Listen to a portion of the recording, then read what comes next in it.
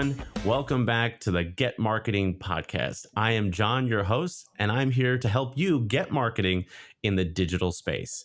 Well, I am really excited this morning because I have a good friend on board with me, Carlie Spencer, who is the current Miss Raleigh and just competed and recently finished in the top 10 of the Miss North Carolina pageant.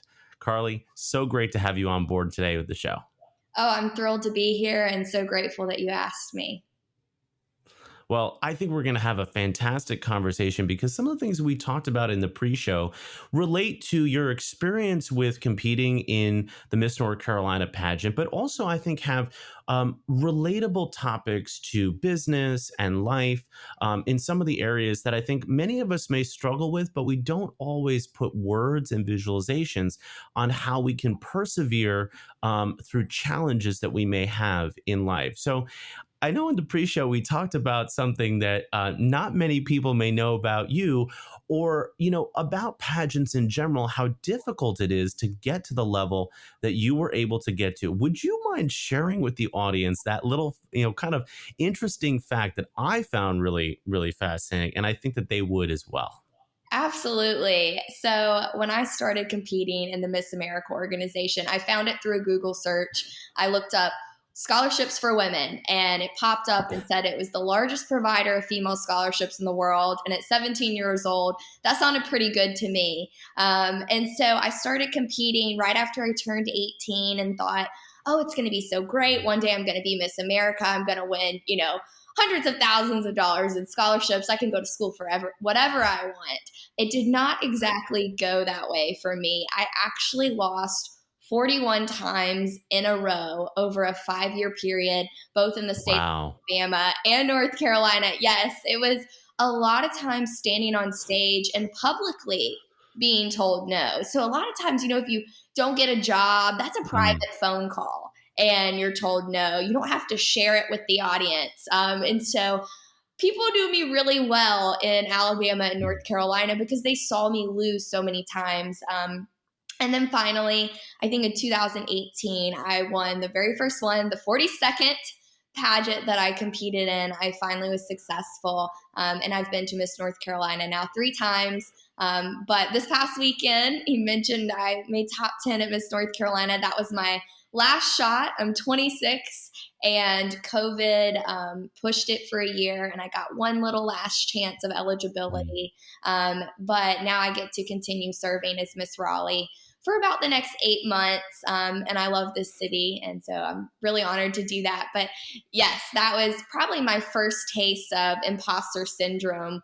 When you lose 41 times in a row, you start to think, maybe I just don't have what it takes after all. But I felt like there was definitely something for me in the program. And I just kept going and kept hearing no until I heard a few of those yeses along the way. Well, first of all, congratulations on the success that you have had, because I think sometimes imposter syndrome can be seen in 2 different ways, right? I recently heard a quote that success is consistency over time. It's not about how many times you may fail at doing something, but it's about how many times you fail and then keep going towards the goal, right? Everyone knows that Thomas Edison, whether it's a myth or a tall tale, but he had 1,000 different filaments before he found the one that actually produced the light bulb, and we have them everywhere now. So, I also like what you said, though, about this idea about imposter syndrome and how you were able to overcome the fear and persevere through people telling you no. In our society today, I feel that this is something that we're either not taught or we don't know exactly how to work through. And imposter syndrome, from what I understand it to be, is a feeling of not belonging or not being good enough.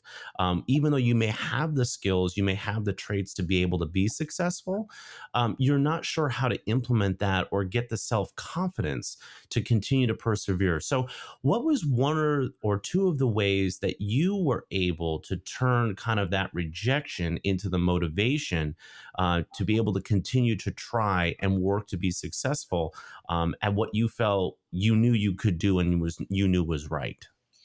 So I promise this entire thing won't be about pageants. I will relate it back to some business concepts, but The thing that the Miss America organization taught me is I can lose anything and be okay.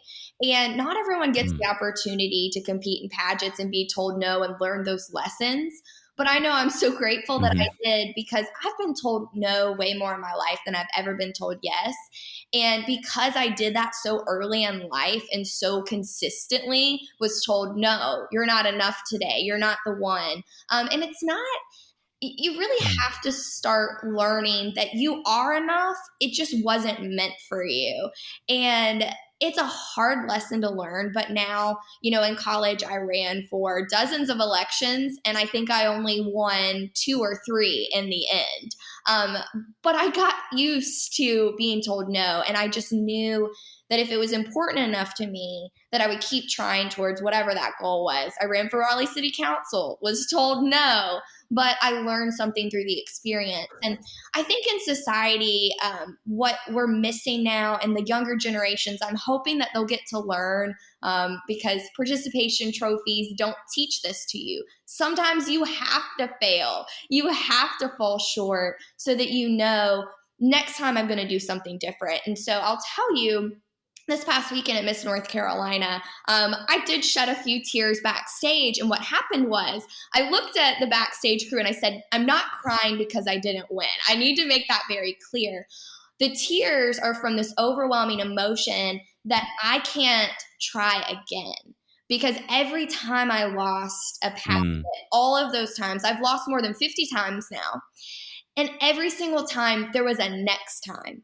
There was, what can I do better next time? And so when I've talked to people about this Right. journey of losing, I think what they are most impressed with is it takes anywhere from 30 minutes after me losing to about 2 days. And at some point in that time frame, I get it together. I'm not sad anymore. And I say, what could I have done better? What can I do better next time? And so Right. emotion this past weekend was purely from, there is no next time. I've aged out of the system. I will never be Miss North Carolina. I will never be Miss America. Mm, And so I can't apply the lessons I've learned in this program to my pageant journey. But oh my goodness, can I apply those lessons in the marketing world, in the business world? Absolutely. And that's what people don't see absolutely. when you think Yeah. about, the term pageants. People don't think about all the life skills that you're learning. I know how to Mhm, fundraise when I ran for city council because I had to fundraise for my social impact initiative through the Miss America organization. I knew how to mhm. do live media interviews and debates during the campaign for Raleigh City Council because I'd been asked every question under the sun during interviews for the Miss America organization. So it's just taking those skills and those lessons. So, I kind of went on a rant, but to your question, what I've taken away and what I learned was there's always a lesson. Failing can always teach you something if you are willing to take a step back and say, it's okay that my success didn't pan out the way that I wanted it to, but what can I do so that I get a little bit closer next time? And, sometimes there isn't a next time, but there's always something next. And so that's, kind of what I had to come to terms with is there's no next time for me in the Miss America organization, but there is something next that I can apply these lessons to. I really like how you've encapsulated this idea because I think this really connects to business and entrepreneurship, and a lot of the listeners we have and the business owners that will tune in. I think they've either had multiple ventures or they're currently working on building a venture, and it may not that may not be the one that works, right? You Mhm. may fail in an organization. You may get let go from a position. I mean, it certainly happened to me in the past as well. But like you said, whatever was next, you didn't let that kind of devastate you. You said, okay, what can I learn from that and what can I take moving forward? This relates to marketing, like I said, to entrepreneurship, to selling products. As a digital advertising agency, we're always testing and potentially failing and then potentially saying, hey, we can do something better by positioning a product this way. I mean, that's tons of client conversations we have as we say, hey, we're going to test a campaign. We're going to see if this delivers the results we're looking for. And if it does, great. But if it doesn't, we'll adjust, or maybe we'll adjust parts.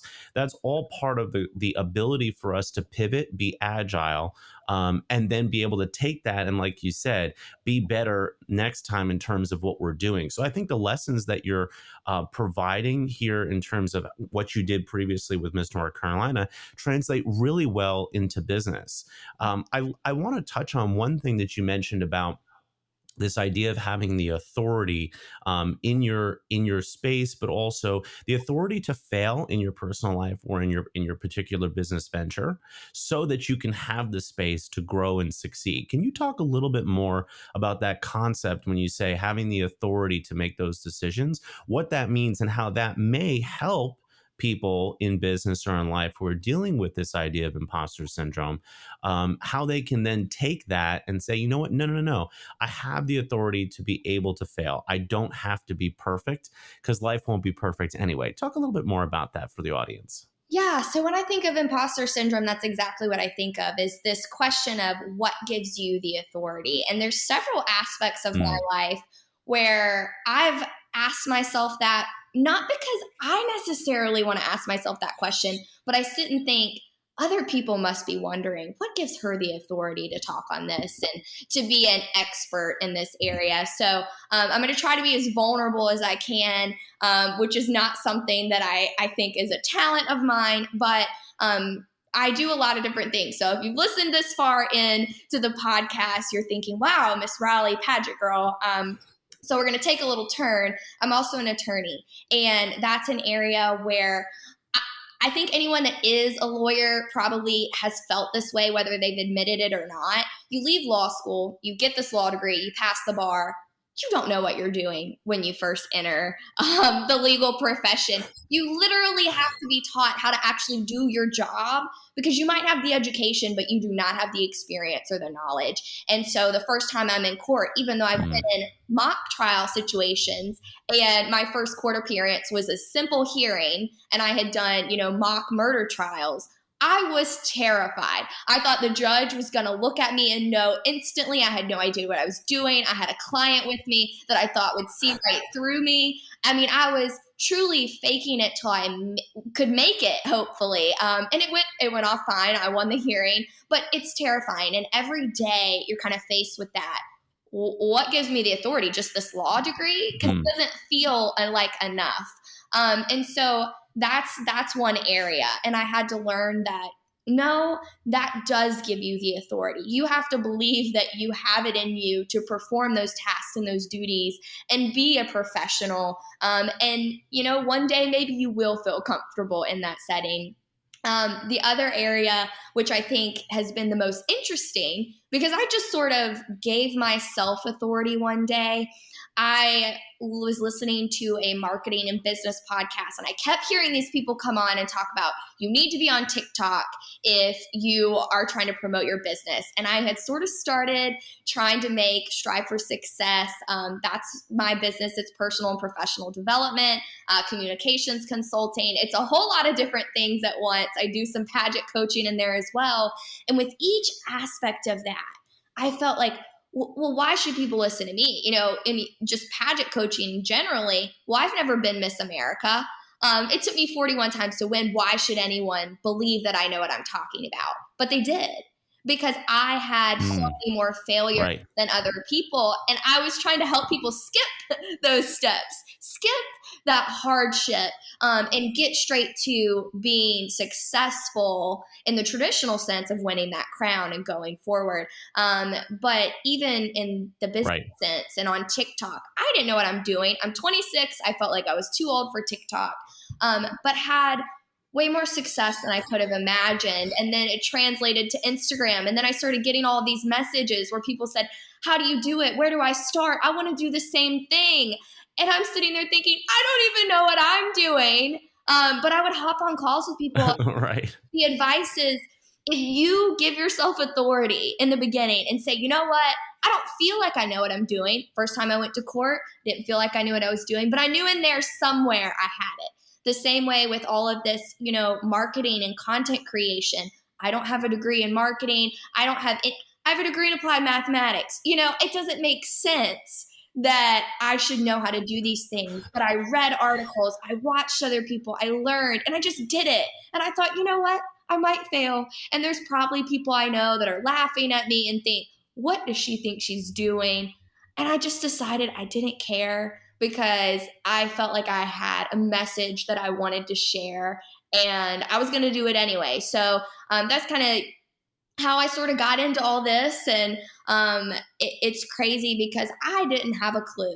And I think most of us are like that. It's just having the confidence in yourself deep down that you have something worth sharing with the world. And if other people, have this question, if they're questioning what gives you the authority, they're probably not in your corner. And they're probably not the people you need to be listening Right. to. Give yourself authority and eventually other people will see why. And last little tidbit on this, because I just thought about it. I might not have won Miss North Carolina this weekend, but one of my first clients that I helped with her pageant interview, she won Miss South Carolina's Outstanding Teen, and it was her second pageant ever. So, coaching and doing is different. And I might not have won Miss North Carolina or won Miss America, but I helped someone else win a state title and get closer to her dream of being Miss America's Outstanding Teen. That's all the authority you need. Trust in yourself, other people will follow, and then they will show the world that you have something really great to offer. I first of all, that's fantastic, and congratulations, because that does prove a lot, right? That means that what you're imparting is that value. I want to pull that one piece out that you mentioned, and I think applies in business as well. And in your anecdote from the hearing as well, as a lawyer, you have value to offer, and as you said, if you believe in that and you trust in that, and I think in business this is key. And I've always believed this as well. I've always believed that I have a certain value that I want to offer and impart to clients, whether that's helping them with campaigns, helping them with understanding how to position their business online, producing great content for people to engage with us, right? That we're producing something today that individuals can listen to and take away something that maybe helps them better their life. So I really, really like what you said there about providing that value, believing in that is really where we should be in business and marketing. It's not necessarily about selling products. It's not, about getting a certain message across, of course. But if we come at it from imparting value and driving that value and believing truly that the world will be a better place for what we leave into it and give into what we're, and speak into what we're doing and what we're providing, I think that is invaluable long term for individuals to engage with us, whether it's on social media, whether it's in business, transactionally with customers, etc. That's why people engage. That's why people buy. They believe in your message. They believe that what you have to offer them is going to make their life better. And that's ultimately probably the most important thing we need to do in business and marketing is to leave the world a better place and to provide something to someone else that helps them better their lives, enrich them, solve a problem, and give them that opportunity to be more successful.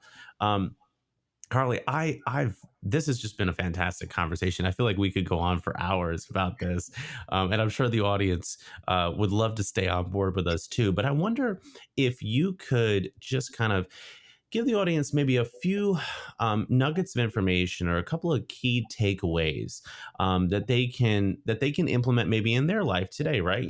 There are many individuals, whether they're a business owner or whether they're working for a company, that may struggle with imposter syndrome. I hear this a lot from CEOs. They're like you said, I'm not sure how I got here, but now I'm here. Do I deserve this?